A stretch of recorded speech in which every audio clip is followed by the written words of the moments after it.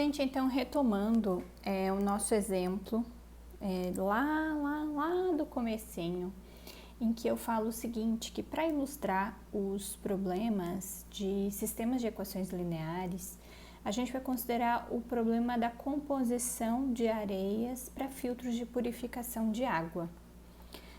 Para a construção de unidades de filtração de uma estação de tratamento de água, uma usina de agregados foi contratada para fornecer areia destinada à filtração, tá?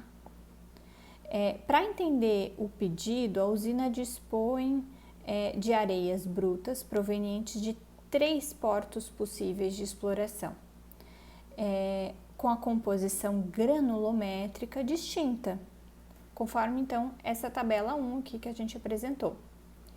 Então, eu tenho aqui granulometria na faixa de 0,42, 0,59, 0,59, 0,71, 0,71, 0,84. E aí, eu tenho areia deste porto 1 aqui, que tem essa composição, do porto 2, essa composição, do porto 3, essa composição aqui. Na tabela 1, tomando 1 metro cúbico de areia bruta proveniente do porto 1, tem-se 0,28 metros cúbicos de grãos na faixa de 0,42 e 0,59 milímetros. Areias brutas são peneiradas para se obter areias nas faixas especificadas.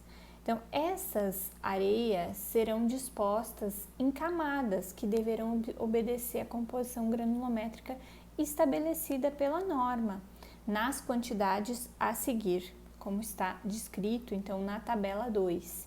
Então, eu preciso de 20 metros cúbicos dessa areia aqui que está nessa granulometria, 10 metros cúbicos dessa aqui e 12 metros cúbicos dessa aqui. Então, deseja-se determinar quais as quantidades de areia de cada porto devem ser extraídas de forma a atender à demanda solicitada. Na modelagem matemática desse problema, então, seja x em j, ou seja, vários x, em que j vai ser 1, 2 e 3, ou seja, as quantidades de areia em metro cúbico a serem retiradas dos respectivos portos.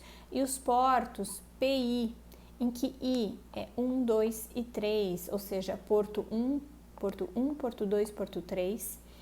Então, dessa forma, para obtermos a quantidade de areia de cada porto que devem ser extraída de forma que atendam à demanda solicitada, temos que encontrar a solução para o seguinte problema de equações lineares. Tá? Então, eu monto aqui o sistema de equações lineares 0,28x1, ou seja, quantidade de areia 1, né, ou granulometria 1, tá?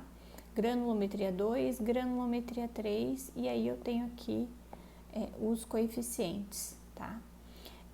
Vamos revisar então o método direto de resolução de sistemas lineares. Então, o método direto, como eu já estava comentando anteriormente, eu tenho duas maneiras de resolver, ou dois caminhos de resolução de sistemas lineares: métodos diretos ou métodos interativos. Dos métodos diretos, dos vários que eu citei, a gente vai preferir resolver pelo método de matrizes inversas, tá? Em que a gente vai aplicar no Scilab, por uma questão de facilidade e praticidade. Então, pelo método, deixa eu corrigir aqui, método direto de resolver o sistema, ou seja, A vezes x igual a B, em que A vai ser os vários valores acompanhados, né? Como eu tinha dito lá no comecinho dessa apostila, né? Os valores em que eu estou acompanhando ou seja, os valores de coeficiente que a gente chama, tá? Então, ele vai poder ser qualquer número inteiro, né, positivo, aliás, inteiro, positivo ou negativo, também pode ser fracionário, desculpa. com um determinante diferente de zero. Então, lembra que para eu fazer a inversa de uma matriz, aliás, para eu ter uma resolução do sistema linear, lá no comecinho a gente viu que o determinante da matriz A, que são a matriz de coeficientes, ele precisa ser diferente de zero, tá? Então, existe uma única matriz A inversa, de tal forma, então, que essa matriz inversa, ela é resultado, né, do produto. Quando eu multiplico essa matriz inversa vezes a própria matriz, eu tenho a matriz diagonal identidade. O que é a matriz identidade, gente? É uma matriz que vai ter o mesmo tamanho dessa matriz aqui, só que como é que é? A minha diagonal, ela é inteira de uns. E as laterais, eu tenho os zeros, tá? Então, a matriz identidade eu tenho sempre, é uma matriz diagonal, ou seja, eu tenho uns no meio, tá? Da matriz, e tenho zeros aqui nessa lateral, tá bom? Então, eu tenho a matriz identidade ou diagonal. Então, isso aqui é o que é a matriz inversa, tá? Então, você sabe que a matriz X, que é a matriz resposta, ela nada mais é do que a inversa de A vezes a matriz de termos constantes. Quem é a matriz de termos constantes, ou o vetor de termos constantes, também posso falar, é esse aqui, ó, esse vetor aqui, tá? Então, colocando aqui no Scilab, então a gente resolveu esse problema no Scilab. Não esqueça de acompanhar e fazer o tutorial comigo da prática de Scilab, tá? Que tá printada aqui. Colocando todos os termos, então, de matriz de coeficientes, matriz dos termos constantes, B, e aplicando, então, a rotina do Scilab que a gente demonstrou, a gente tem que o determinante é diferente de zero, ele é pequenininho, mas é diferente de zero, né? Eu vou aproveitando para corrigir os meus erros.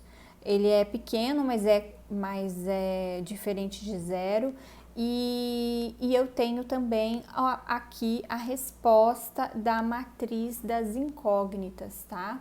Então, a minha resposta final para x é 0,61, 4,88 e 15,79, tá? Então, a minha matriz resposta de x, então eu tenho x1, x2 e x3 nessa sequência, que vão dar esses valores aqui, ok?